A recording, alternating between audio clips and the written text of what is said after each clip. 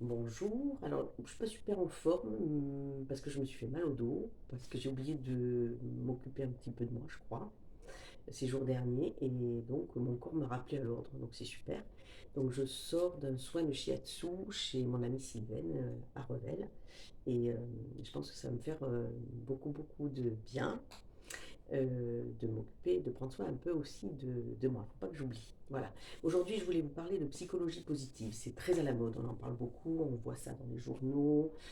Moi-même, je mets des petites phrases sur ma page qui sont extrêmement sympathiques. La psychologie positive, en fait, c'est un petit peu élargir le champ de ses soucis, si vous voulez, comment dire, en focalisant notre attention sur des émotions positives et des ressentis positifs. Donc c'est très très bien, on est dans l'épanouissement personnel, dans le développement de soi, au niveau professionnel, au niveau sentimental, au niveau sportif, peu importe.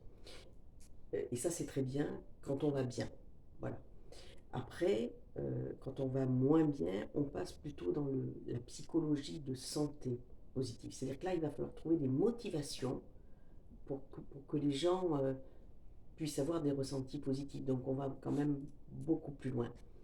Et c'est pour ça que je fais cette vidéo. C'est parce que si vous avez quelqu'un qui n'est pas bien, lui dire les oiseaux chantent, regarde, on est le 31 octobre, le ciel est magnifique. C'est pire parce que ça fait culpabiliser la personne qui se dit mais en fait moi je ressens rien de tout ça. Je suis pas bien, j'ai envie d'être sous ma couette et je m'en fous que les oiseaux chantent. De même, ne lui dites pas secoue-toi, euh, n'allez pas lui acheter des livres justement sur la psychologie positive, sur comment trouver le bonheur, parce qu'en fait on n'en est pas là. Il y a beaucoup de chemin à faire. Voilà. Donc en fait, j'ai rien contre la psychologie positive, sauf que ça, pour moi, en tout cas, ça a des limites. Voilà. Et pourquoi? Parce qu'en fait, le cerveau, en trois mots, en fait, il y a trois parties. Il y a le cerveau en fait, reptilien, qui est celui que le nourrisson même a. C'est celui qui va, comment je vais me nourrir, qui va me donner à manger, à boire. C'est se sauver, euh, se défendre. Vous voyez, c'est l'instinctif. Ensuite, vous avez le cortex. Alors là, c'est celui qui organise. Voilà. Donc en fait, c'est celui du raisonnement, euh, c'est celui de la pensée, c'est celui de la stratégie. Et puis le troisième, c'est le limbique. Et là, on est dans le cerveau émotionnel, on est dans les souvenirs, on est dans les émotions. Et donc, s'il y en a un qui est déréglé, vous comprenez que c'est complexe. Et c'est pas parce qu'on va dire au limbique que tout va bien qu'il va aller bien. Et en fait, moi, ma façon de procéder, en tout cas celle avec laquelle j'ai appris à travailler, en fait, c'est le travail, c'est avec le cortex, c'est par le raisonnement, c'est par tout ça que finalement on arrive à comprendre, à donner du sens à ce qui nous arrive et finalement à améliorer ce système, le cerveau limbique.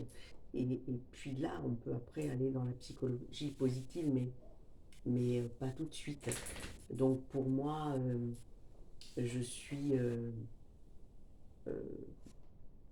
plutôt partisane du travail. Voilà, parce que je trouve qu'il n'y a pas il n'y a pas de miracle, en fait. Si on creuse pas, si on se contente trop du superficiel, on a du mal à aller mieux. Voilà, c'était juste ce que je voulais vous dire aujourd'hui. Je vais boire mon thé parce que je vais continuer de soigner mon dos.